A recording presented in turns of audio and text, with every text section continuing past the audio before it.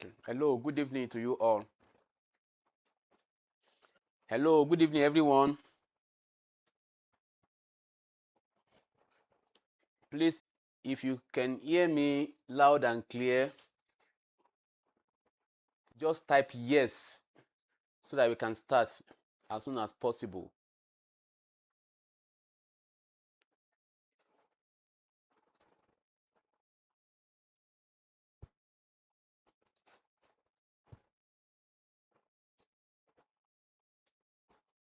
Okay, that's all right. Okay, I can see you can hear me clearly. All right, thank you. Okay, thank you.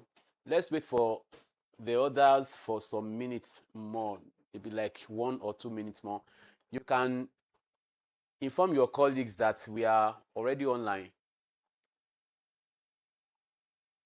All right, I can see you. I can see all of you. Thank you very much. The class will start shortly.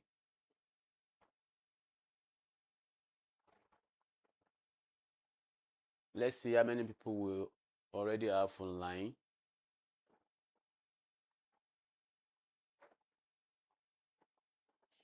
We'll start shortly. Others will join us later.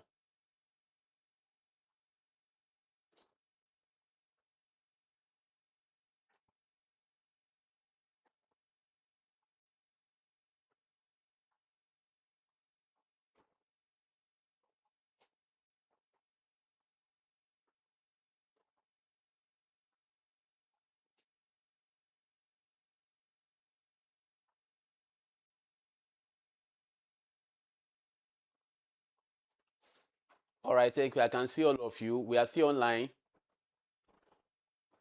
In another 10 seconds, we are going to start right away.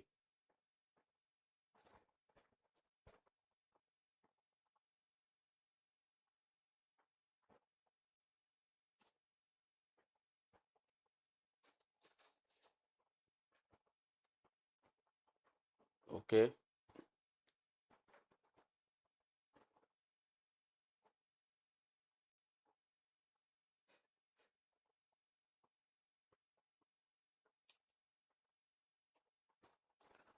Okay, so let's start. Once again, good evening to you all. How has your day been? Happy New Week to every one of you. And for those of you that are writing the exam tomorrow, I wish you good success. Okay, some classes will be writing GNS 102 tomorrow, while others will be writing theirs on Tuesday. So everyone is joining the class today. For those that are writing it tomorrow and those that are writing it the next day, we are all here, and I'm going to tell you the structure of the exam, how it's going to be like. Now I want you to listen carefully. It is GNS 102 examination. Now that's communication in English 1. Now the first communication course in your ND1. You have done the first English course in the first semester. That is use of English. And the second semester is communication in English 1. So when you get to ND2, you are going to be taking GNS 201 for the first semester, and that is use of English 2. And second semester GNS 202, which is communication in English 2, which means both use of English and communication in English have 1 and 2.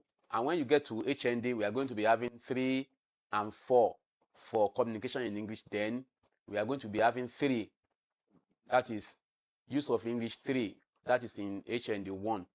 So, but for GNS 102, that is communication in English 1, the exam structure has 3 different sections. 3 different sections. Listen carefully. Now, once you know the structure of an exam, you are halfway to making a success in such a course. So the structure for this exam, JNS 102, has 3 different sections: Section A, Section B, and Section C. That is Section 1, Section 2, and Section 3. Now, the first section would have 40 objective questions. 40 objective questions. Now, the 40 objective questions, they are not going to be multiple choice questions, but they are going to be fill in the gaps. So that means you're going to have 40 different gaps to fill. You're going to have 40 different gaps to fill. Each gap will give you 1 mark. Each gap will give you 1 mark, which means you are going to have 40 marks for section A alone. That means you have to be very much careful with section A, because that is where you score the highest of the mark. Now, other sections have 10 marks. That is, each of other sections, each of them will have 10 marks, making 20 marks. That is your 60 marks examination marks. So for section A, like I said, you are going to have 40 gaps to fill, which will give you 40 marks. And that is where we're going to start from. Remember, the major topics for the course, if you still remember, the first topic we discussed was nature of communication, where we have discussed meaning of communication, process of communication, elements of communication, purpose of communication, then relationship between communication and language. Now, if you remember, we also discussed interference in communication, that is, impact of interference in communication, on communication rather, where we discuss meaning of interference, types of interference, levels of interference, and probably code switching and code mixing. I'm just reminding you some of the topics we have discussed. Now, that is for topic number 1. Topic number 2, that is oral presentation. Now, in that topic, we have discussed organs of speech. Organs of speech. Remember, I gave you the diagram of organs of speech, where I told you the organs of speech are also called articulators, where we have 2 different types of articulators: the active articulators and the passive articulators. Now, for that, the active articulators are those articulators that always move to meet the passive articulator, and they are majorly found at the lower part of the mouth. But the passive ones, they always remain static. They don't move during sound production. We call them passive articulator, and they are mostly found at the roof of the mouth. Any articulator found at the roof of the mouth is a passive articulator. If you remember some of them, the lower lip, sorry, the upper lip for passive articulators, we have the upper lip, we have the upper teeth, the front teeth, then we have the alveolar ridge, we have the hard palate, we have also the soft palate, which means for passive articulators, we have 5 major organs of speech, that is 5 major articulators as passive articulator. I mentioned them now: the upper lip, the upper front teeth, the alveolar ridge, the hard palate, and the soft palate. Those are the passive articulator found at the roof of the mouth. Then we have the active ones at the lower part of the mouth: the lower lip, the lower front teeth, then the tongue. The active articulators are just 3 in the mouth region. So from the outside of the mouth, we have the lower lip, the lower teeth, and the tongue. Now, the tongue does most of the work during sound production as active articulator. It goes up to touch some part of the roof of the mouth to produce some sound. Now, that is the reason why it is the most active articulator in the mouth. And it is divided into three. We have the tip of the tongue, or the blade of the tongue, that is the frontmost part of the tongue, that is the tip of the tongue. Then some people call it blade of the tongue. Then we also have the front of the tongue, the front part of the tongue, and we have the back of the tongue, which means there is no sound in the English language that we use the center of the tongue to produce. Now we only use the tip of the tongue, the front of the tongue, and the back of the tongue. You should note the difference between the tip of the tongue and the front of the tongue. The tip is the frontmost part, the one you can easily touch, the one that will come out when you tuck your tongue out of the mouth. So that is the tip of your tongue. Then the front part of the tongue is any other part after the tip of the tongue. Now, before the central part of the tongue. Now, that is the second part of the tongue that is used to produce sound. Then the last one is the back of the tongue, which is used to produce some consonant sounds, which are produced when the back of the tongue is pressed against the velum, which is the soft palate. Okay, so those are the organs of speech that we call articulators, found in the mouth region. But there are some other articulators, some other organs of speech that are found below the mouth region, that is from your throat down to your chest. For example, we have the Adam's apple. Within the Adam's apple, we have the glottis. Glottis is the space created by the vocal cords in the Adam's apple. So we also use glottis to determine the production of some sounds, and we have discussed several aspects of that in class. Then you have your lungs. Your lungs, we also call them the air sac. That is where the air you use for breathing is stored. So, but that is the primary function of the lungs. But the secondary function is to produce sound, to supply the amount of air that is needed to produce sound. That is the secondary function of the lungs. So your lungs performs greater tasks during sound production. They release the air that is needed to produce sound. And when we talk of sound in the English language, we are referring to speech sounds, and they are 44. That is, there are 44 speech sounds in the English language. 44 speech sounds in the English language. 24 of them are consonant sounds and 20 are vowel sounds. Now, you may be asked to state the difference between consonant sounds and vowel sound. The difference comes right away from their definition. Consonant sounds are sounds that are produced with obstruction to the passage of air in the mouth region during sound production. Obstruction to the passage of air. So whenever you are producing a consonant sound, there must be obstruction to the passage of air. You don't just open your mouth and consonant will come out. So when air is released from the lungs and it gets to the mouth region, now there will be obstruction caused to the passage of air. What will cause the obstruction? The obstruction will be caused by the two articulators that are going to meet before you produce a consonant sound, which means for any consonant sound to be produced, two articulators must meet. It is very compulsory that two articulators meet before you produce a consonant sound. One passive articulator and one active articulator. For example, in the production of the sound ba.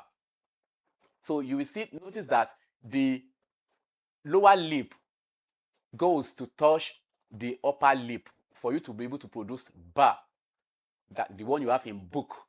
So when you say ba, two lips are touching each other. That is why we call that sound a bi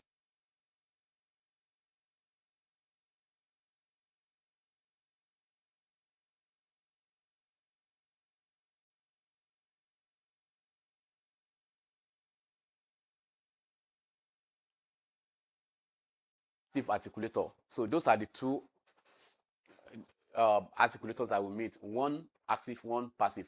Now, for other consonant sound, for example, when you say the one you have in dog, two articulators will meet, the tip of the tongue and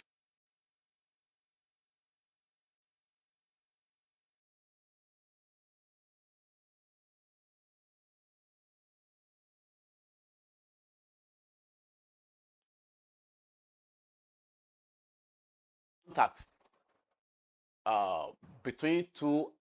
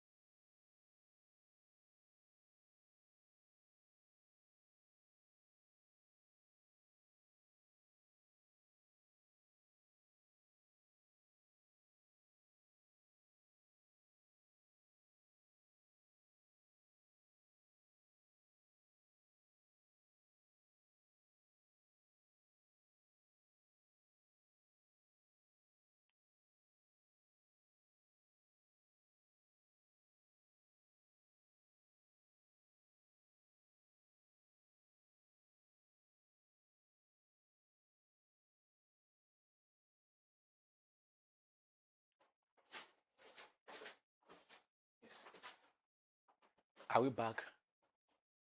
Okay.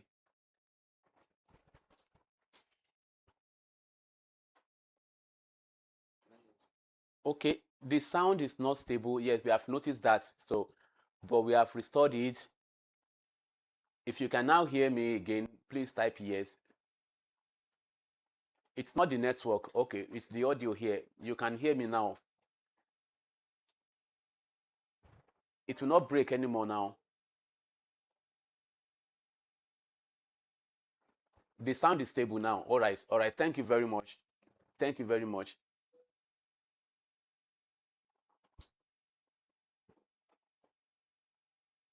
Okay, let's continue. Sorry for that break in transmission. We have worked on the audio and it's back now. So I was saying that for you to differentiate between consonant sound and vowel sound, it begins from their definition. Consonant sounds are sounds that are produced with obstruction to the passage of air in the mouth. Now, and for vowel sound, we describe them as sounds that are produced without any obstruction to the passage of air in the oral cavity. So no restriction, no obstruction to the passage of air. You open your mouth and vowel sound will come out. For example, to say ah, to say oo, to say oh, you open your mouth without any obstruction to the passage of air, air will just come out. One thing that is essential here to notice is also that for you to produce any sound, there must be the release of air. Now, where is the air coming from? The air is coming from your lungs. The lungs are also called the air sac. Now, the lungs are connected to a particular pipe that joined the lungs to the Adam's apple. Now, that is the trachea. We call it the windpipe, the trachea, the windpipe. Now, it is through the windpipe that the air that is coming from the lungs will pass into the mouth. And when it gets to the mouth, for consonant sound, it will be restricted, it will be obstructed before it will later be released. So one thing is that for consonant sound to be produced, three things will happen. One, air, the articulators will meet. That's number one. Then number two, air will be obstructed. Then number three, air will be released. That is the process. Now, for the consonant sound, I told you they all have their individual names. Now, we have 24 consonant sounds in the English language, and all of them have their individual names. How do we name them? There are three parameters to name consonant sounds. There are three parameters to name consonant sounds. I've discussed that with many of you in class. three parameters, that is 3 yardsticks that are used to name consonant sound or to describe consonant sound. So when we ask you to describe consonant sound, we are asking you to name it. Every consonant sound has a name, like a person, like human. So for example, okay, let me tell you first the 3 yardstick, the 3 parameters for naming consonant sound or for describing consonant sound. Number 1, we talk about the state of the glottis. Number 2, we talk about place of articulation. Then number 3, we talk about manner of articulation. So those are the 3 yardsticks, 3 parameters. 1, state of the glottis. 2, place of articulation. 3, manner of articulation. Now, like I told you,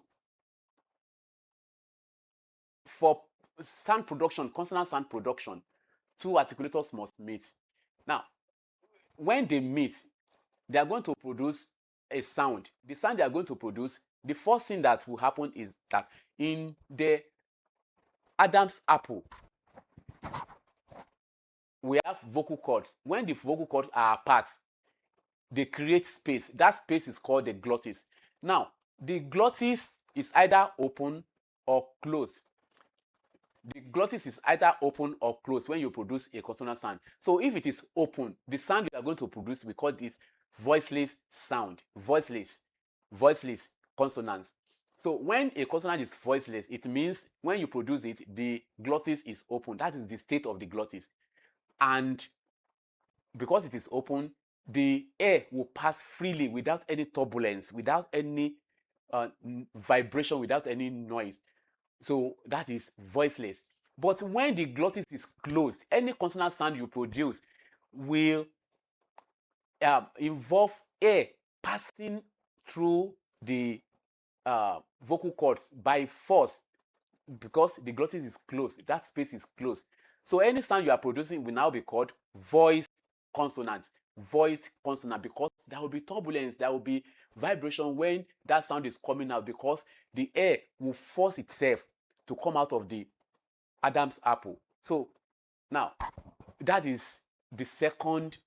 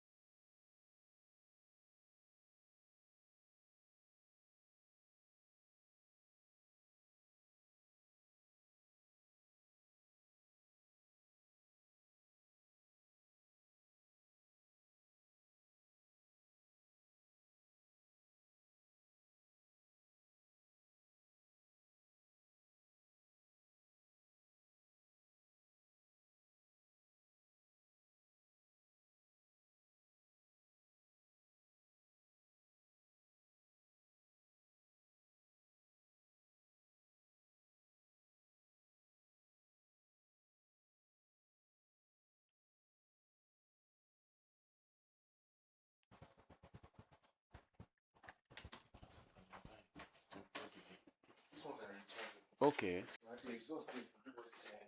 Can this one serve us for some? Okay. Okay. Okay.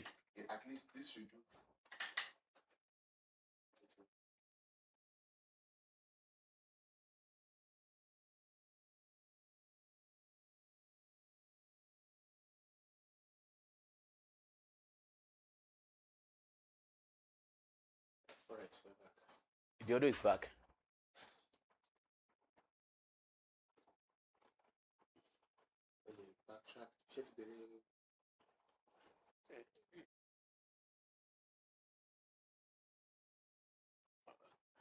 Okay.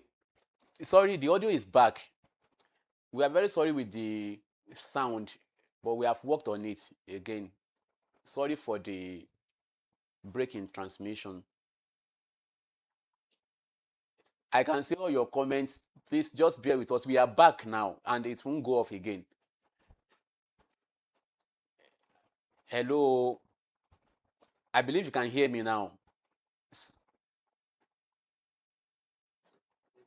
I know I will recap on what I have said. So we are back. Yes, we are back.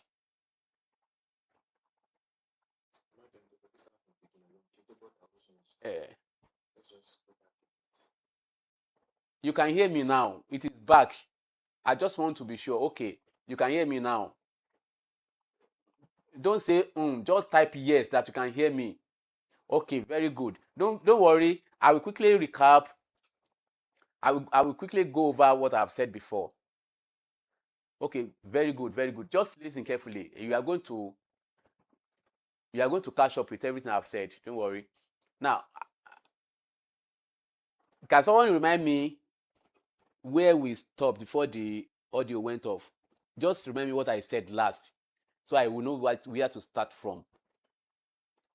No, I cannot start from the beginning. No, just tell me where we stopped before the audio went off. Where? Just state of the glottis. That is far.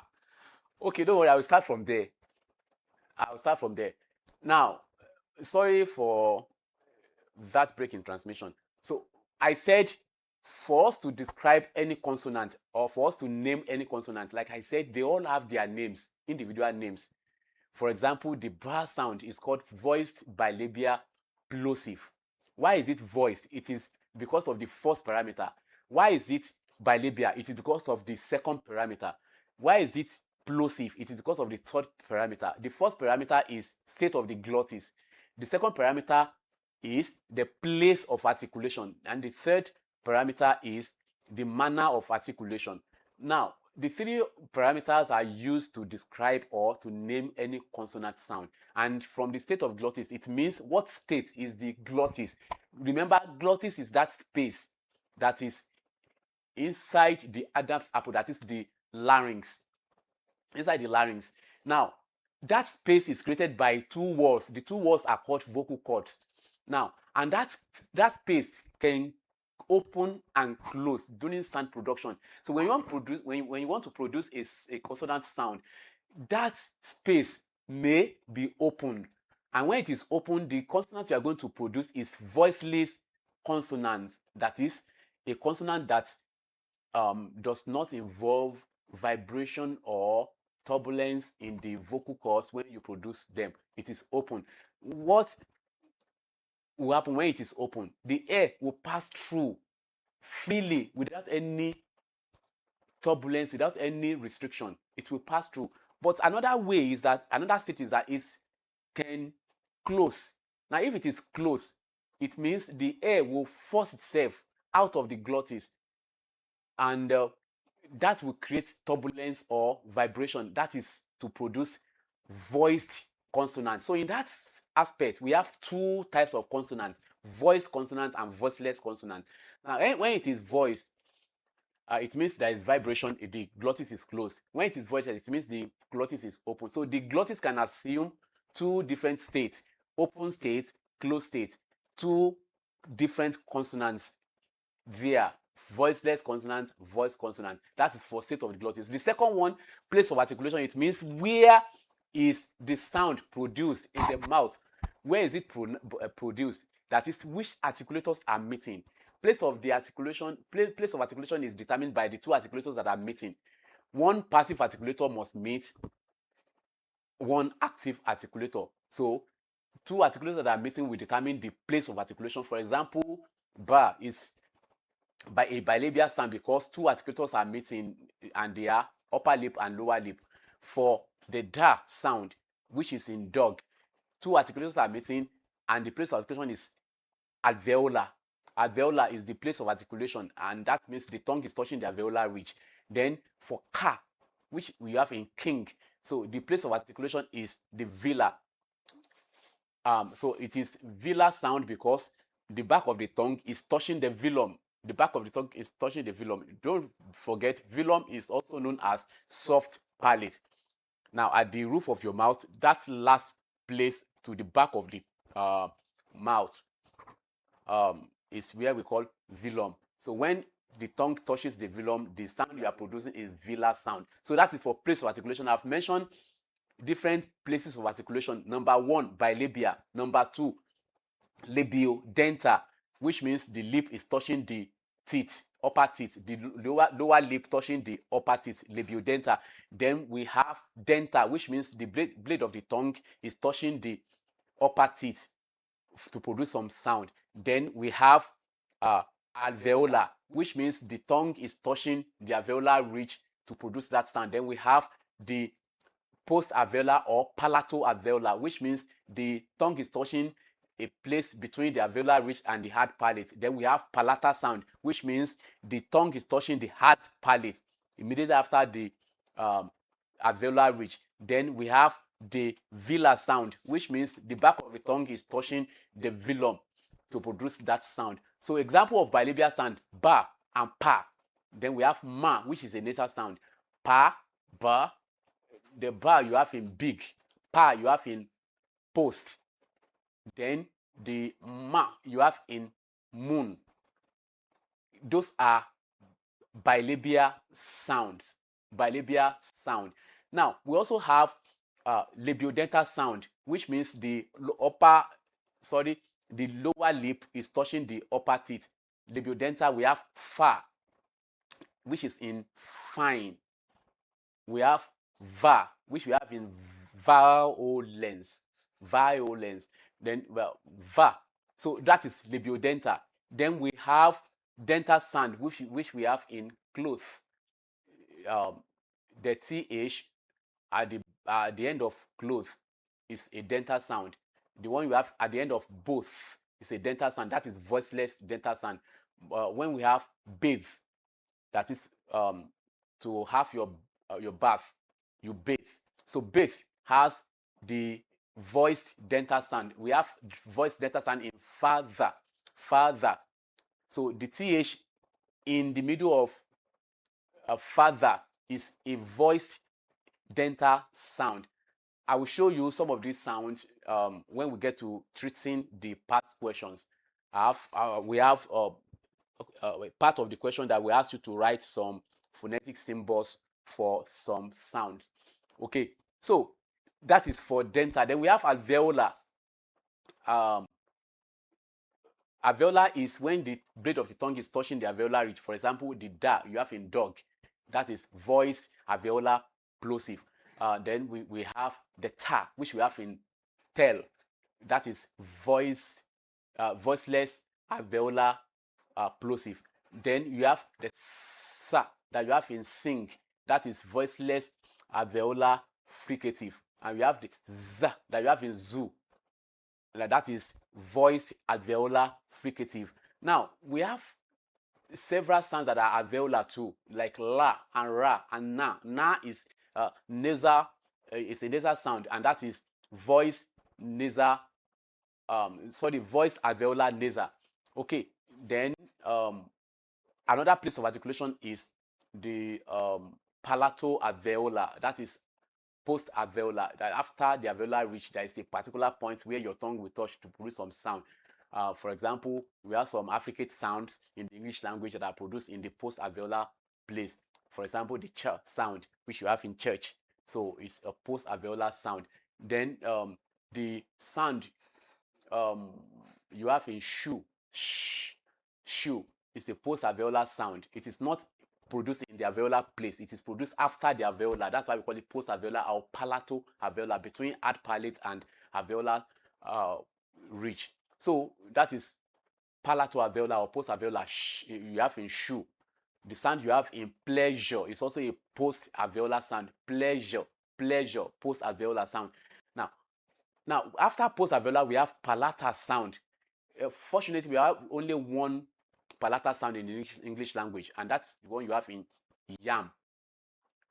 The ya sound. You have it in uniform, in university, you have it in yam, you have it in young, and so on. So it's a palatal sound. It is produced in the hard palate, the front of the tongue. Don't forget, I said the center of the tongue is not used for any sound in the English language. The front of the tongue is touching the hard palate to produce palatal sound, which is ya. You have in university, you have in young, you have in union, you have in yam, you have in yellow. And I will show you the symbol we use to replace that sound. The small letter J sound. Small letter J is used to represent the sound. And don't forget, anytime you are writing sound in the English language, you differentiate between letter and sound by putting a slanting bracket to write your sound. That is, the sound is placed between two slanting brackets.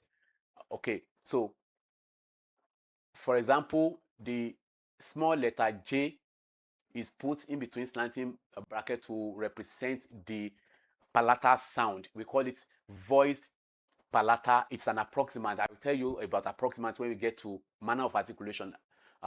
So for the last place of articulation, that is the velar sound. Any velar sound is a sound that is produced with the back of the tongue pressed against the velum, the soft palate. So we call it velar sound. And we have only two of such sound in the English language: the ka, which is the voiceless, and the ga, which is the voiced. The ka is the one you have in king. The ga is the one you have in Google, the one you have in good. So those are the two velar sounds we have in the English language. So the ka is voiceless velar plosive, and the ga is voiced velar plosive. So those are the places of articulation we have in the English consonant production. Okay, now for manner of articulation, it means the manner through which the air is released from the mouth. You know, sometimes when you produce some consonant sounds, the air will be released suddenly, like something busted, like explosion. So any sound that is produced releasing the air suddenly is a plosive sound. Plosive. Just when you want to remember it, remember explosive, when something happens suddenly. So sudden release of air will produce a plosive sound. For example, the pa sound. You remember, you notice that the air comes out suddenly. That is why it is a plosive sound. Plosive. We have several plosive sounds like pa, like ba, like ka, like ga, like ta, like da. They are all plosive because the release of air is sudden. So remember, the pa is the voiceless bilabial plosive. Ba is voiced bilabial plosive. Ta is voiceless alveolar plosive, and da is voiced alveolar plosive. Then we go to ka. Ka is voiceless velar plosive, and ga is voiced velar plosive. Okay, so those are the plosive sounds we have in the English language. Now, we also have another manner of articulation which is called fricative. Fricative means the contact between the two articulates that are meeting is not so tight, and the air will be passing freely. There is no total blockage of air. There is little release of air. That's why we call it fricative. Fricative. Now, for example, the fa sound is a fricative sound because the air is not totally blocked. So it's fricative. Then the v, which is voiced labiodental fricative, v. Then we have the sa, which is voiceless alveolar fricative. Voiceless alveolar fricative. So fricative will produce a sound that the release of air will be gradual, not sudden, gradual release of air. That is fricative. Then we have some sounds that combine the feature of plosive and fricative.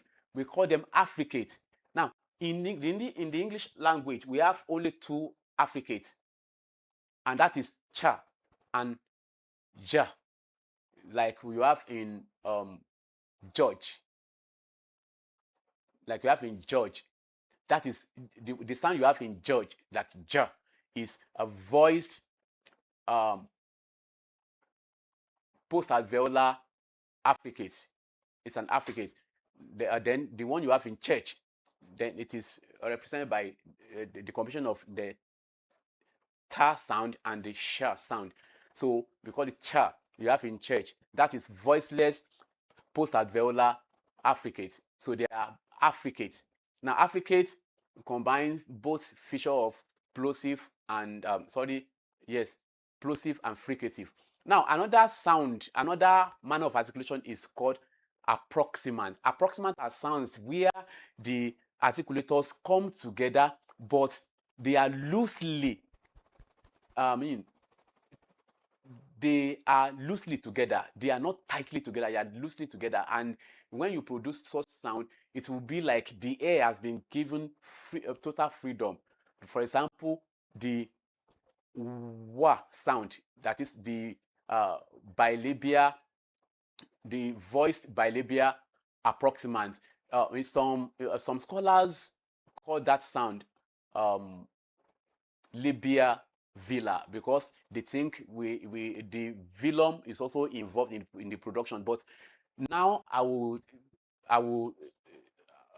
want you to make it a bilabia sound, not labia villa sound, a bilabia sound, because the two lips are prominent in the production of the sound. Bilabia, but it is an approximant because the two lips are loosely together. They are not tightly together like you have in pa. So wa is an approximant sound. Just differentiating it from ma, which is also a bilabia sound, where the lips are tightly together, but they are loosely together in this case. That is why it's an approximant. So when you produce a sound and the articulators are loosely together, you are producing an approximant. Another approximant in the English language is the ya sound. Like I told you, we have in yam. That's a palatal sound. Is an approximant because the articulators are not tightly together. They are loosely together. They are not actually touching tightly. They are just touching, just a slight touching. So that is approximant. Another manner of articulation in the English language is the lateral. Lateral is when the sound is released through one side of the mouth. Now it is the la sound is an example of a lateral sound, and that's the only lateral sound we have in the English language. When you say Lagos, you notice that the sound la in Lagos is coming from one side of the mouth. That is a lateral sound. Then we have the retroflex as another manner of articulation. Retroflex is when the tongue takes a retro position in the mouth before you can produce that sound. The only sound that's a retroflex sound in the English language is the ra sound, the one you have in rush, the one you have in room. Now the ra sound, it is a retroflex because the tongue will take a reverse position when you want to produce that tongue. So we call it retroflex, differentiated from other manners of articulation. Then the last manner of articulation I will discuss with you is the nasal. Any sound that redirects the release of air from the mouth to the nose is a nasal sound. You notice when you produce some sounds, you will not feel the air coming out. I give you that example in the class. When you place the back of your tongue very close to your mouth and produce the sound pa, you notice that the air coming out will hit the back of your tongue. I mean, it's the back of your hand. And in that case, that sound is orally released. That sound is orally released. But compared to when you produce na, you have the one you have in nun, the one you have in no. That na sound will make the sound to, the position of the na sound will make the air to be redirected to the nose, not releasing it here from the mouth. So if you place the back of your tongue close to your mouth when you produce na, you are not going to feel any air coming out. But just place that same back of the hand very close to your nose. You see that the air will come from the nose. Then you have it. So you can try it now. When you say na, the air is coming from the nose. And the same thing with ma. So there are only 3 nasal sounds in the English language. They are alveolar nasal, bilabial nasal, and the velar nasal. The alveolar nasal is the na, you have the one you have in naira. Then the ma, the one you have in moon, that is bilabial nasal. Then the velar nasal, the one you have in king, song, and so on. So that is velar nasal. So you produce that sound. It's a nasal sound. The release of air is not from the mouth, from the nose, but the back of the tongue is touching the velum. So those are the manners of articulation. So it will be easy for you to name any consonant sound if you know the state of the glottis, if you know the place of articulation, and if you know the manner of articulation. So now I can continue to name most consonant sounds now because I understand the state of the glottis, the place of articulation, and the manner of articulation. Pa is a voiceless bilabial plosive. Ba is a voiced bilabial plosive. Ka is a voiceless velar plosive. Ga is a voiced velar plosive. Sa, like you have in sing, is a voiceless alveolar fricative. And za, the one you have in zoo, is voiced alveolar fricative. So don't forget state of the glottis, place of articulation, and manner of articulation. You will understand what is it? The parameters for describing consonant sounds. Don't forget, consonant sounds are sounds that are produced with obstruction to the passage of air in the oral cavity. Okay, so I have spent a lot of time describing the test of orals aspect of the course, and we have some other aspects too. So I would not have much time to explain some other ones too, but most of them will be discussed when we are discussing the past question. I believe you have your past questions with you. The one that your class rep sent to you is the one we are going to discuss here. So the engineer will put the question on the screen for you to see. So we now start discussing the past question. This past question is for the 2022-2023 session. All right, that it is still on the same course outline, which means that most of the questions here are going to be repeated one way or the other, but not the same structure. If you understand how to interpret questions very well, you will know and notice that most of the questions will be repeated, but in different structure.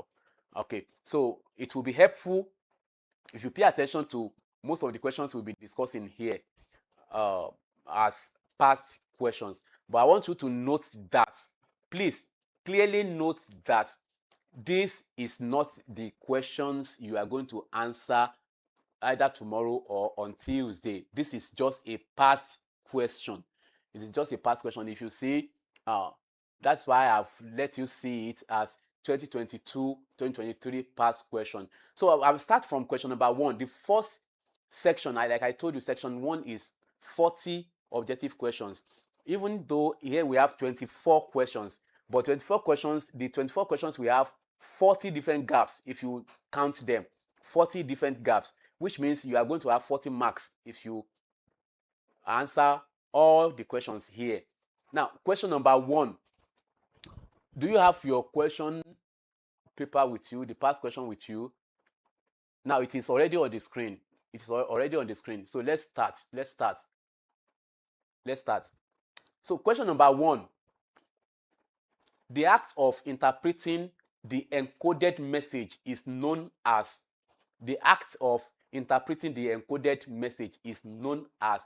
that is decoding. when you interpret, when they send message to you, remember the process of communication. The sender will send the message to the receiver. Now, when the sender is sending the message, we say he is encoding the message. That's why we call him encoder. Another name for sender is encoder. He encodes the message and send to you. For you to understand the message, you have to decode. That means you have to interpret. So the act of interpreting encoded message is known as decoding. Decoding. Then number 2, dash is used in communication to describe anything that may hinder, that may undermine its effectiveness. Anything that undermines communication, anything that hinders communication is called noise. So the answer to that question is noise. Noise is used in communication to describe anything that may undermine its effectiveness.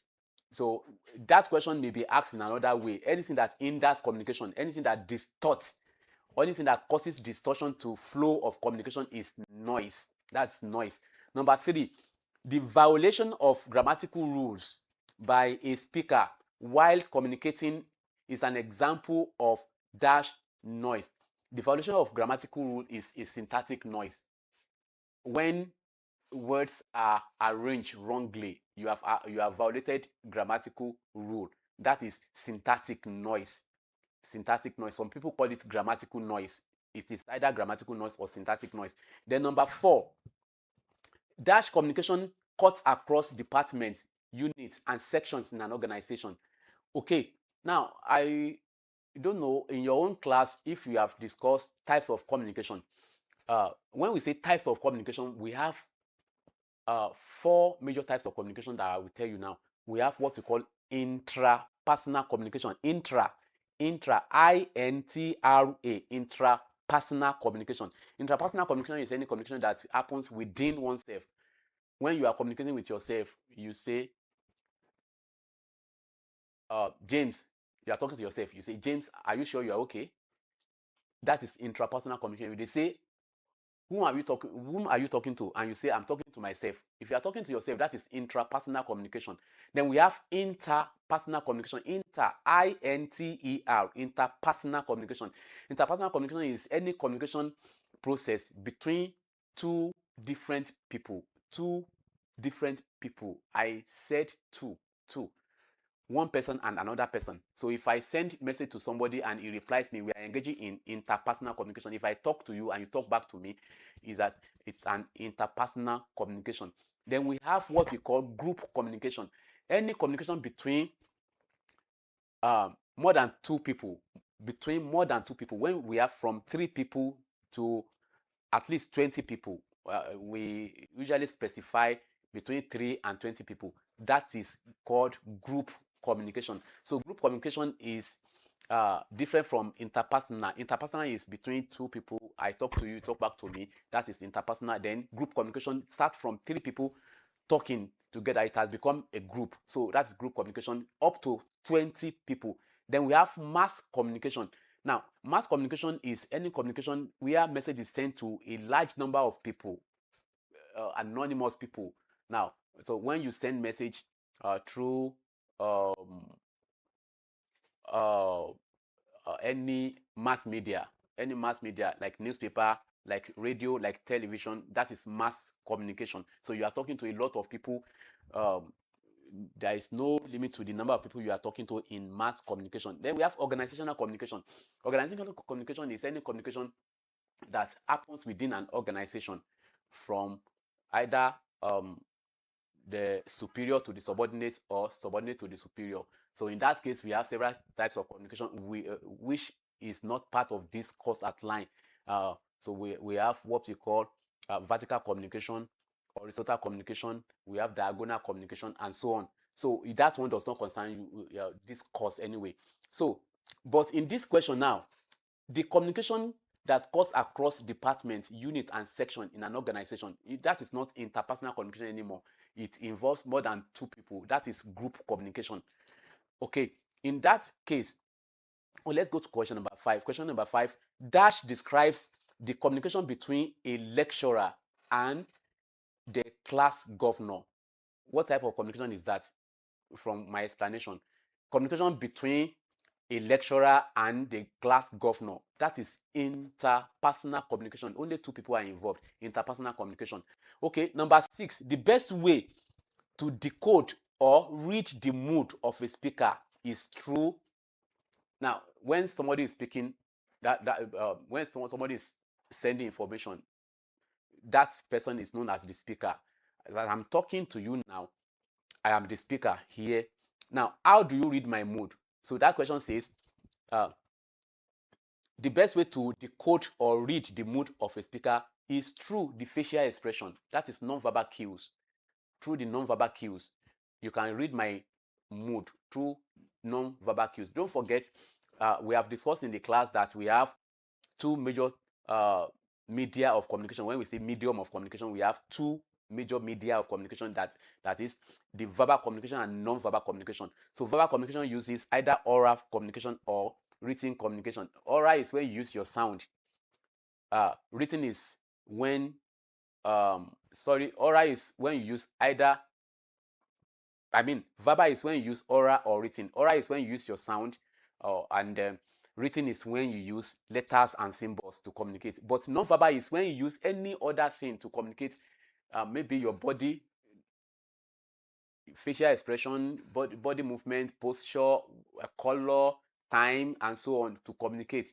And we have several types of communication that are non-verbal communication. For example, chronemics, kinetics, paralanguage, and so on. So that may not be more essential now, but for you to read the mood of a speaker, you have to notice the non-verbal cue, that is non-verbal expression, the facial expression, the body language, and some other things like that. That will help you to understand the mood of the speaker.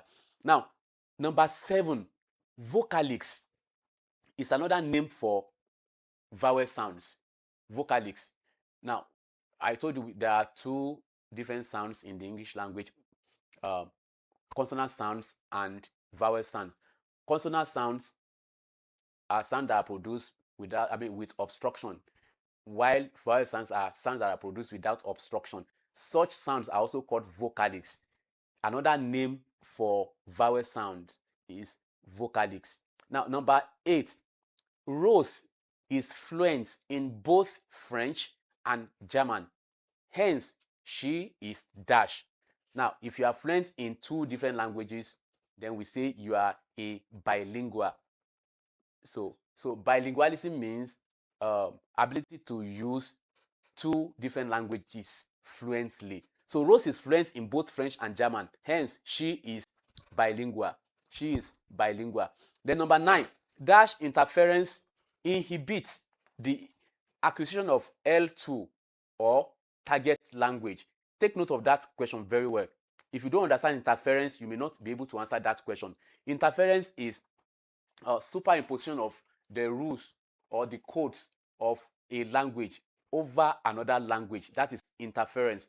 Now, for example, when you are speaking Yoruba and when you are speaking English language, and because you are a native speaker of Yoruba language, some codes or rules of Yoruba language are now interfering with your communication while speaking English. That is called interference.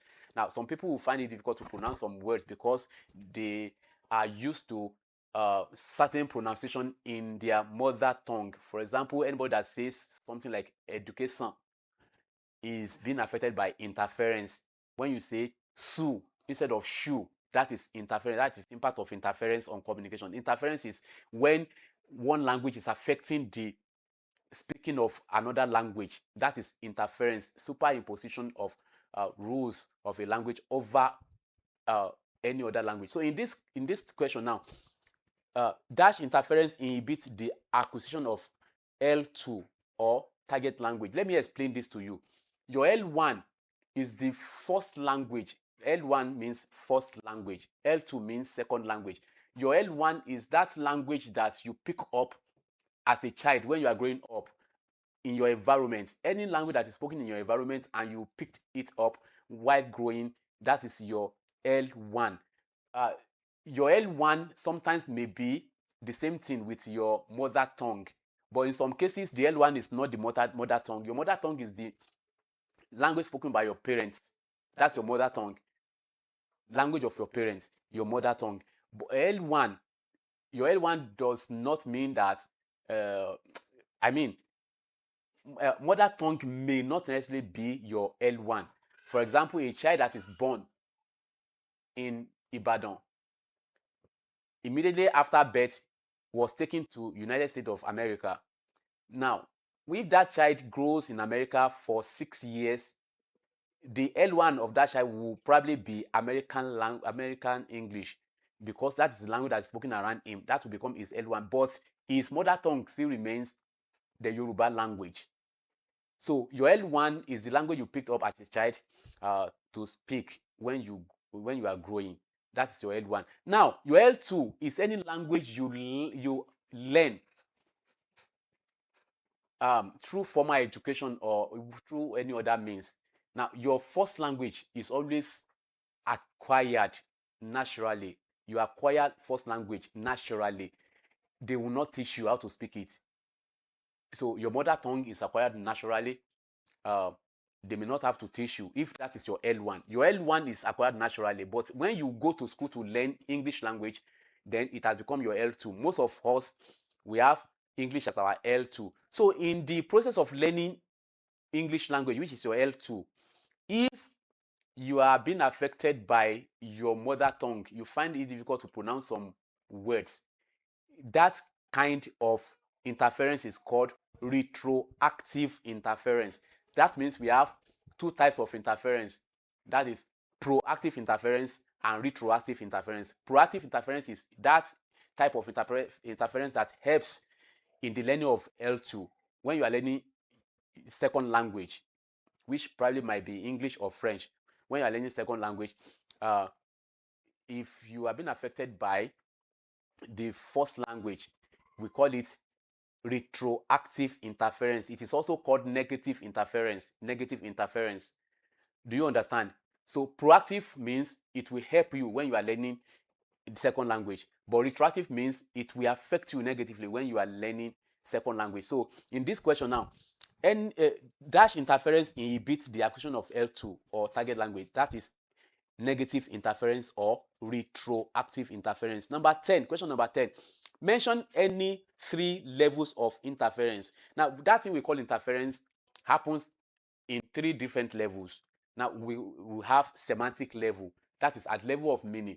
When you use your mother tongue or L1 meaning to interpret a particular word in the English language, so that is semantic interference. For example, I gave you an example in class.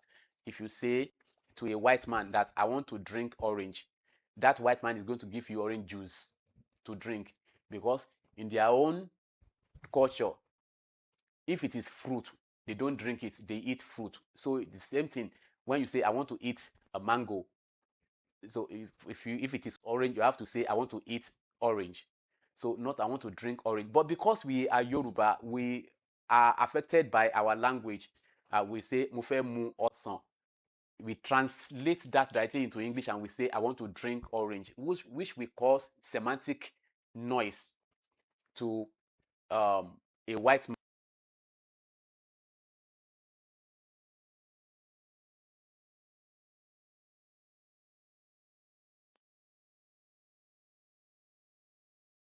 So the type of interference they are referring to here is semantic interference.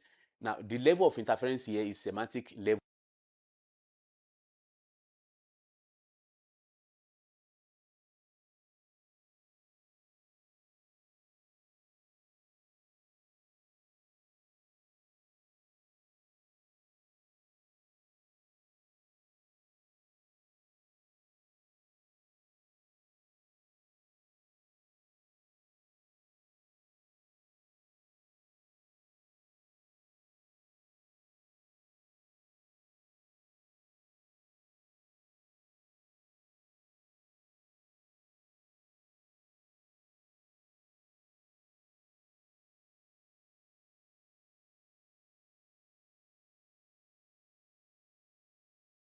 Can you hear me now?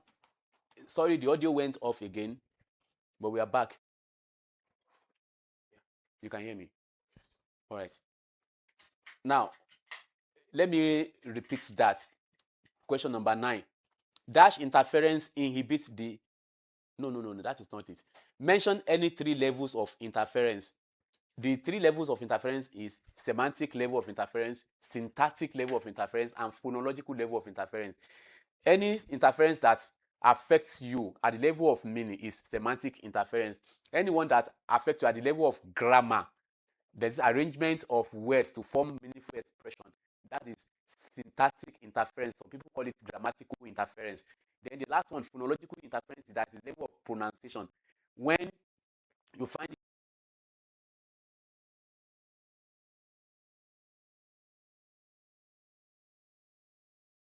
when an Hausa man was trying to describe road for me, and he said ply over, and I missed my road because I did not understand ply over, not knowing that it was saying fly over. So ply over is an example of phonological level of interference. When wrong pronunciation is applied to a particular word, it will cause phonological interference. Now, that's the same thing with phonological noise, in the types of noise. Okay, so the number 10. Okay, for number 10, we have 3 levels of interference: semantic interference, syntactic interference, and phonological interference. Then number 11, the concept of having 2 different languages in a single sentence within the major and minor boundaries is known as, that is, code mixing. Okay, there are 2 concepts here: code mixing and code switching. Code switching is when you apply the rule of another language in the place of speaking one language at major boundary. There are 2 boundaries in your expression: beginning of the expression and the end of the final position of the expression. So when you have Yoruba expressions beginning a sentence and you end such sentence with English expression, that is code switching. You switch from Yoruba to English. I love that lecturer, but wọ́n máa ń bínú. I love that lecturer is English. That is a language. Then wọ́n máa ń bínú is Yoruba. That's another language. So you have used 2 languages together at major boundaries, beginning and the end. That is code switching. You switch from Yoruba to English, or you switch from English to Yoruba. But when you have such mixture at different boundaries, both major and minor boundaries, that is code mixing. Mi ò like bí o ṣe máa ń behave sometimes. That is code mixing. Wọ́n fẹ́ invite wa sí engagement wọn. That is code mixing. So when you use both languages at both major and minor boundary, that is code mixing. You should get the difference between the 2. So code mixing, major and minor boundary, then code switching at major boundaries, either beginning or the end. So I believe you understand that. Then number 12, question number 12. Please, let's check if they're asking question. Somebody's just asking what number. We are now at number 12. Okay, we are at number 12 now. Dash is the smallest meaningful but indivisible unit of language. Dash is the smallest meaningful but indivisible unit of language. There are 2 concepts here that are similar, but they are different in one segment. Now, syllable and morpheme. Now, their description are almost the same, but the difference is that morpheme is the smallest indivisible but meaningful unit of a language. So it is a grammatical unit, morpheme, but it is the smallest grammatical unit. It is indivisible and it is always meaningful, either context meaning or grammatical meaning. Morpheme must be meaningful. So this question is, the answer is morpheme. Morpheme is the smallest meaningful but indivisible unit of language. It is different from syllable. whereas syllable is the smallest pronounceable unit of a word. That's the difference. Morpheme is smallest meaningful indivisible unit of grammar or language, but syllable is the smallest pronounceable unit of a word. So it does not really matter if it has meaning or not, but it must be pronounceable. For syllable, meaning is not required, but to be able to for us to be able to pronounce it is the most important requirement. So that is the difference. So you should know the difference between syllable and morpheme. Syllable is the smallest pronounceable unit of a word. Okay, now let's go to number 13.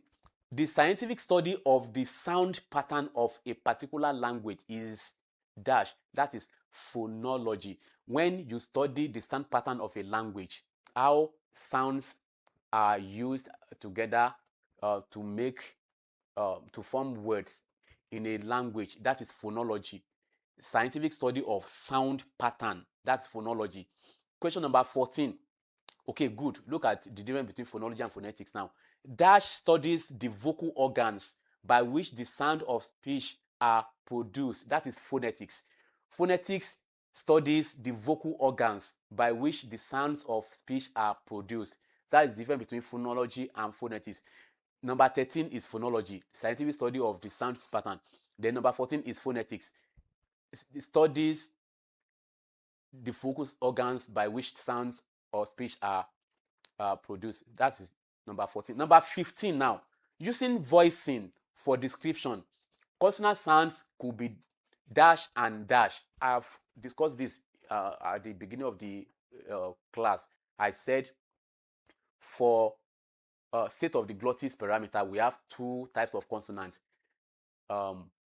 voiced and voiceless. So that means we are using voicing to determine consonants. So 15, using voicing for description.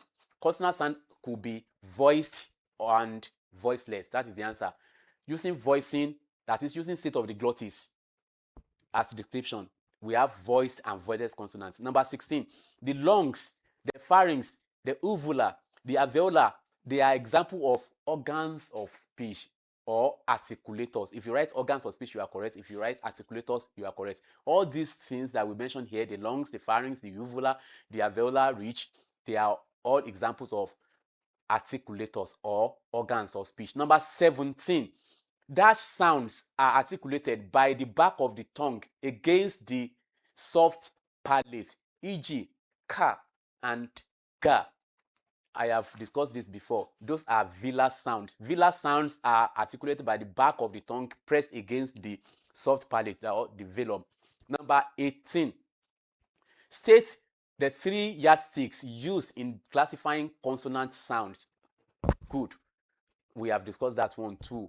The 3 parameters used to describe consonant sound. Number 1, please, when you are stating them, state them as a good communication student.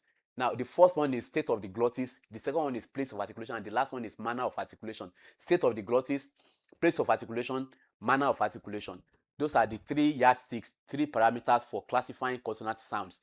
Then number 19, identify the sounds represented by the underlined letters on the following words.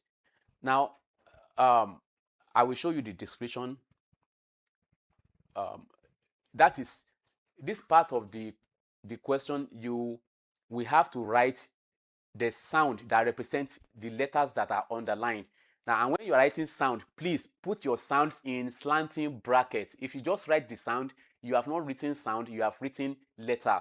Only when you put it in between the bracket, that is when you are writing sound. And I will give you examples now. So we have 10 different words here that they ask you to write phonetic symbols for to represent the letters. Sam, we need the board now. So I will show you on the board.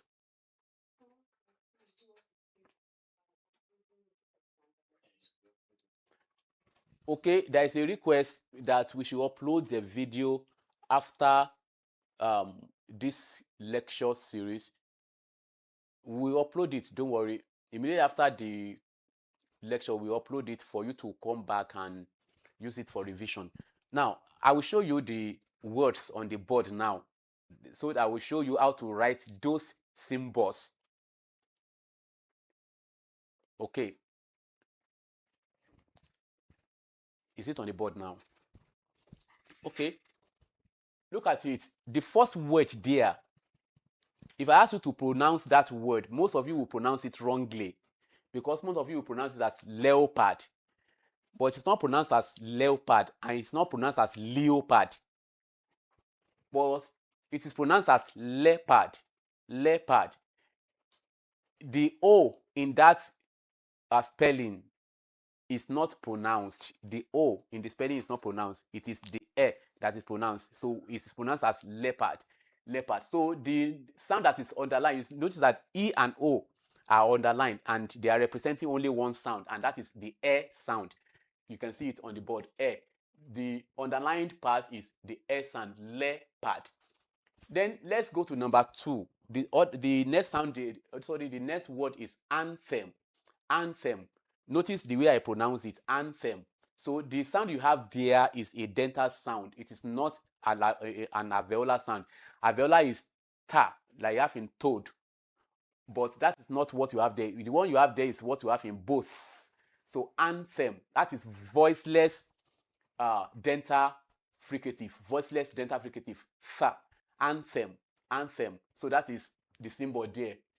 You can see that I've placed everything in the slanting bracket. That is how to write sounds. Then the next one, Thomas. Thomas.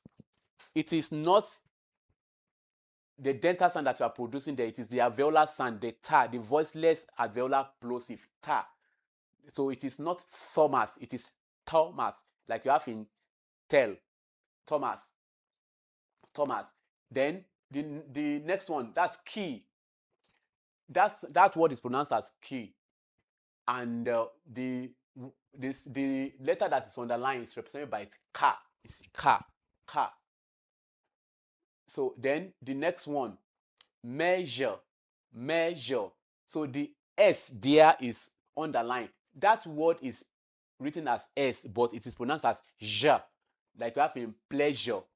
So it is measure, and this is the sound that is used to represent it. Then the next one, if I ask you to pronounce that word too, many of you will get it wrong. It is not pronounced as woman. It is not woman. It is not woman or whatever. But the word is pronounced as we men. We men. And even here, it is not men. It is men. So the sound you have here is the vowel E, the short E. And the same thing you have to represent the E you have here. So both this place and this place, it is this vowel that is there. We mean. We mean. So we have the E vowel sound there. Then the next one is burn.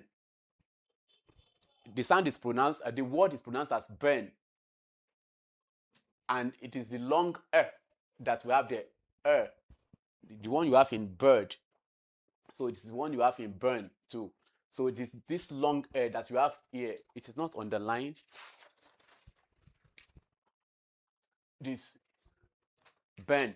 Then the next one, cart, C-A-R-T, and A-R is underlined. The A-R there is standing for only one vowel sound, and that is the long vowel R, cart. So remember, any vowel sound you see 2 dots after it is a long vowel. So it is a long vowel you have in cart. Cart.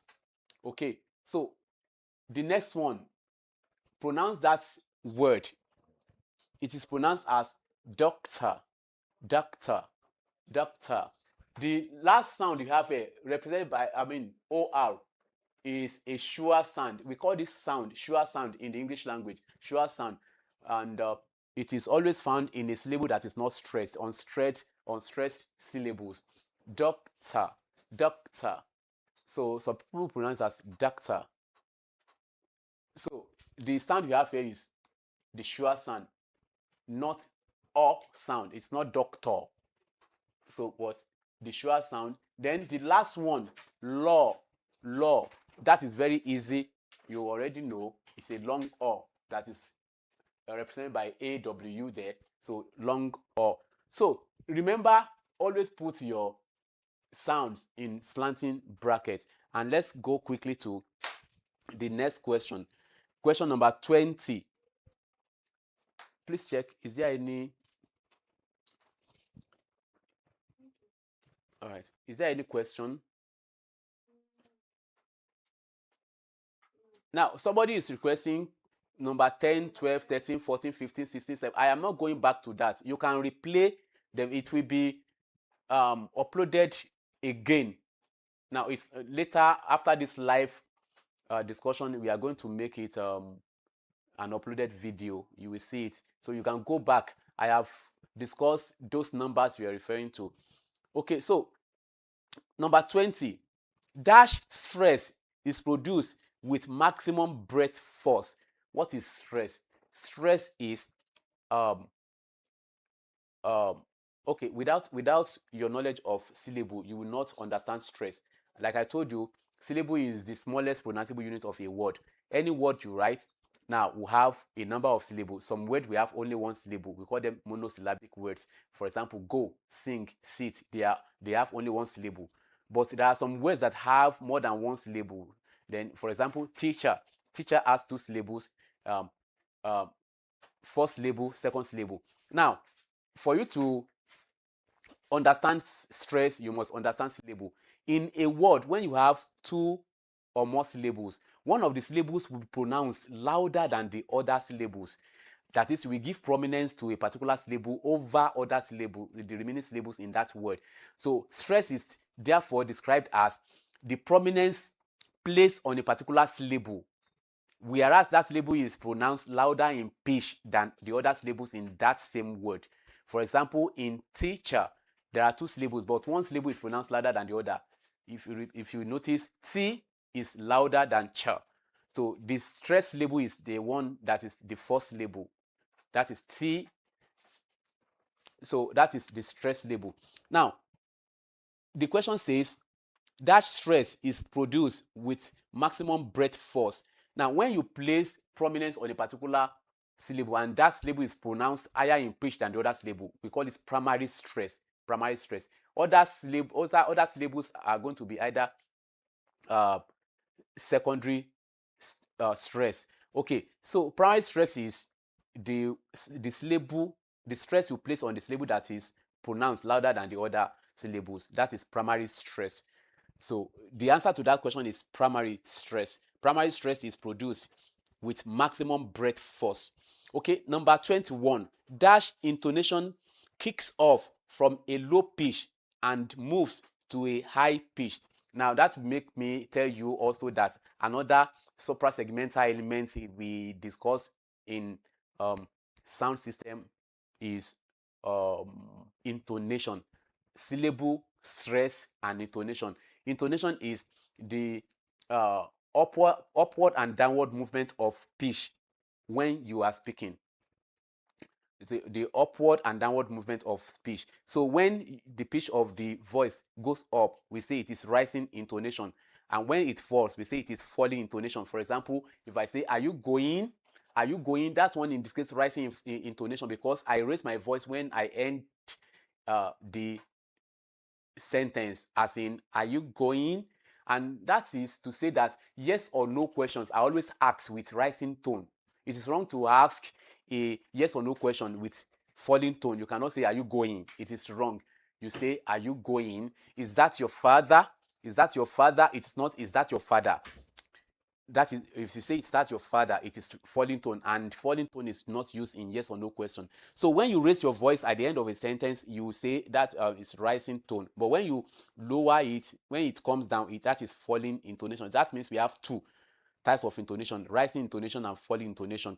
Although we have some minor ones too: rise, fall, rise, and so on. So, but in this case now, in this question, dash intonation kicks off from a low pitch and moves to a high pitch. That is rising intonation, from low pitch to high pitch. But the other one, which is falling intonation, is from high pitch to low pitch.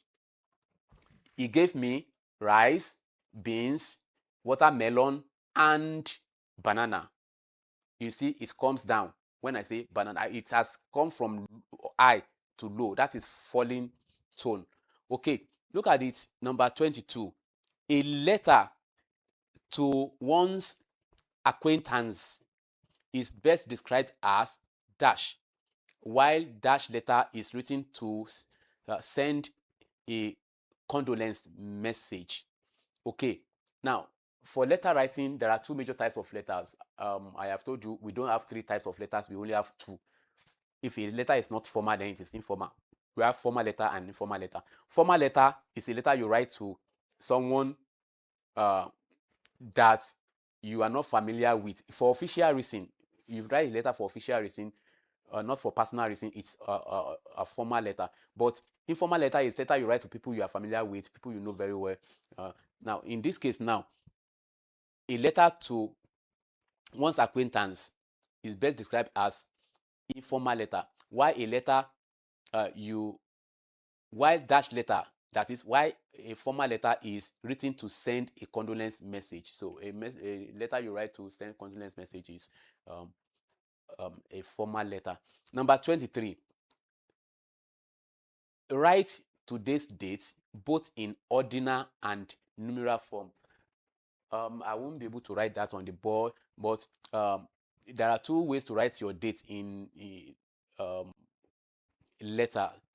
Now, but for formal letter, I always advise you to write your letter in ordinal format. Ordinal format is when you say 22nd May 2026 or May 22nd 2026. Now, when you use numeral, that is 2205 2026, that is numeral. Okay, so number 24, using words above the level of one's listener produces dash noise. That is type of noise. So there are four major types of noise. We have physical noise, physiological noise, psychological noise, and linguistic noise. Now, physical noise is noise, any noise in the environment of communication. Now, the sound of a radio, children playing football, noise from anywhere. Even physical noise could mean noise generated by even the speaker himself when he is putting on bad clothes and people are distracted. That is physical noise. Physiological noise is noise, any noise that is caused by damage to any part of your body that is used for communication. For example, if you have impaired ears, or you have impaired eyes, if you have problem with your eyes or with your ear, it will cause physiological noise. Then psychological noise is any noise generated by unstable state of the mind. So if your mind is carried away from the environment of communication, that is psychological noise. Then linguistic noise is any noise at level of meaning. Any noise at level of meaning. So excuse me. So any noise at level of meaning is any noise at level of language use rather is linguistic noise.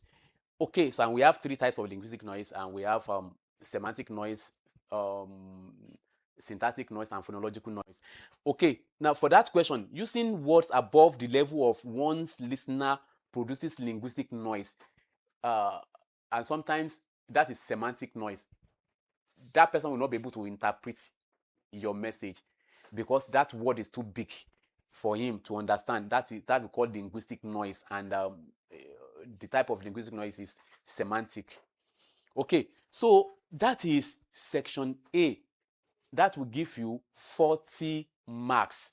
Then the other sections are 30 marks.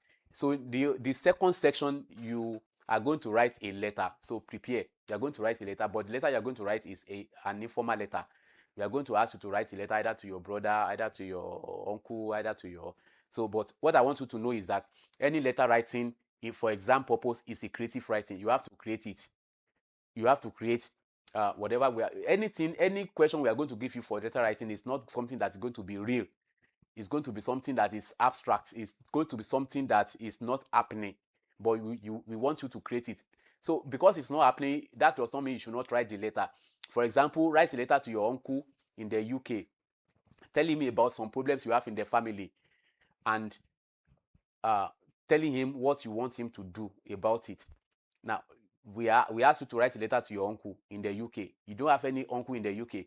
The only uncle you have is in Shaki. And because of that, you say, I cannot write this letter. No, you have to create an uncle for yourself and put him in the UK. Then, if you don't have problem in your family, and we ask you to discuss problems in your family with your uncle, you have to create problems. Create problems for your family in the exam hall. Then tell your uncle the problems. After all, you are not going to leave the exam hall with the problems. So it is a creative writing when you are writing letter for exam purpose. Something that is not happening, then we ask you to write it like it is happening. So that is creative writing. You have to write it. It's a letter, and it's going to be an informal letter. So informal letter will have one address, and that is your own address. Write it at the topmost right hand corner of your writing material. Then the next thing is the salutation. That is dear uncle James, my uncle, or whatever. You can use anything to begin your letter as salutation. Then you go to the body of the letter, discuss the problem, then discuss the solution you want him to prefer. Then you close your letter, yours sincerely, or your younger brother, or your whatever. So that we don't use yours faithfully in informal letter. The type of letter you are going to write. No, yours faithfully. It is yours sincerely, or any other form of closing to your letter. And the last aspect of your question is comprehension passage. That is easier. So you are going to read a passage, and you are going to answer questions that follow the passage. That is the second part. So which means the major part of your exam is the section A that will give you 40 marks. So go over this video again. Most of the things we discuss here are things you are going to meet in the objective part. So if you can take your time to go through the video again, so you will see that it is very easy for you to answer most of the questions in section A. Now, please, I will answer only 2 questions. But if you are still with me, please type yes. I need you to do something now. Everybody, I need you to do something now. If you are still with me, type yes, please.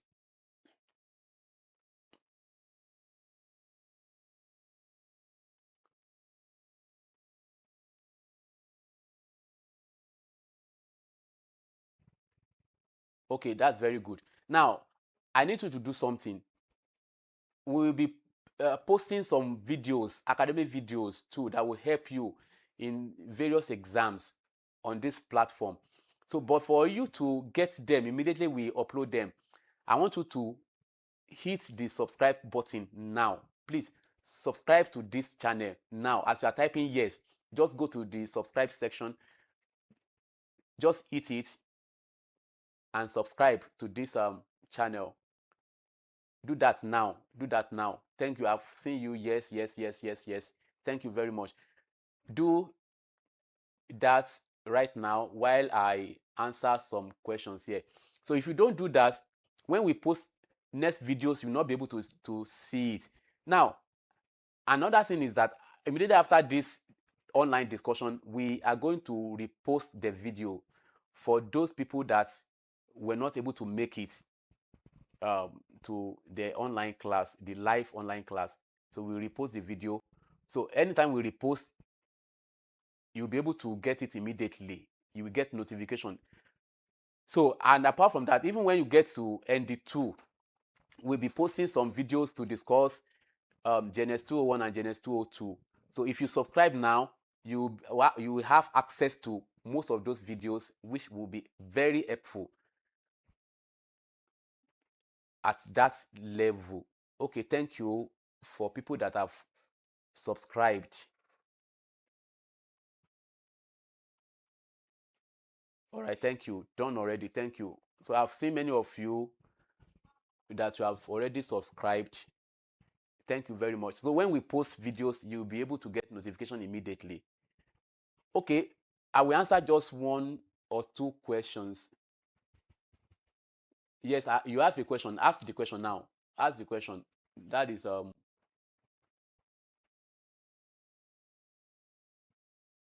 yeah. Ask your question. Let me see the question. Please and please help me to take note of the question. If there's any question there. And somebody said I have a question.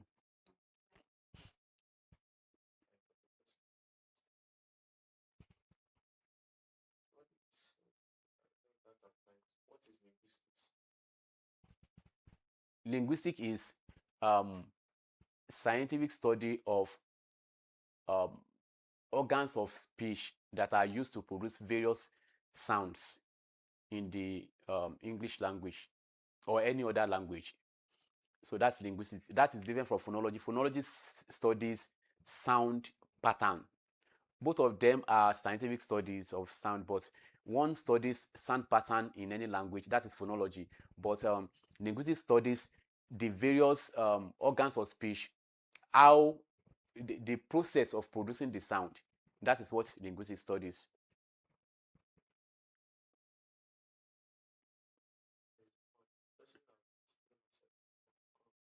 Okay. So now I believe you understand most of the things we have discussed. Now, more importantly, your section A will give you good marks. Now 40 marks. So you have to study very well. So go through the video again. And please, when we repost video, your seniors in HND1, HND2, they have done that. So I want you to do it too. So we are going to repost the video.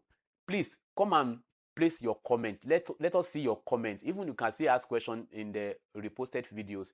Ask questions, then pass your comment. If you have to appreciate this platform, appreciate. Send your appreciation. Tell us if it is helpful. Tell us if it is useful.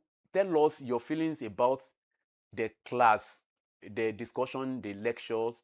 Now tell us your feelings about them.